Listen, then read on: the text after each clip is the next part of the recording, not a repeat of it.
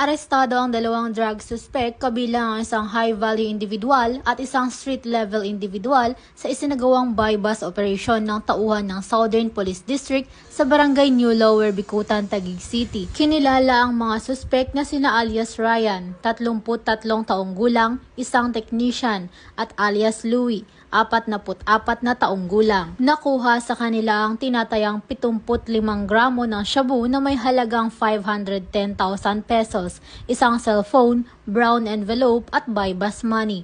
Mahaharap ang dalawa sa kasong paglabag sa Sections 5, 11 at 26 ng Republic Act 9165 o mas kilala bilang Comprehensive Dangerous Drugs Act of 2002. Mula dito sa Metro Manila, ako ang iyong PNN correspondent, Patroluman Mika May Bahiwag, alagad ng batas, taga-taguyod ng Balitang Pulis.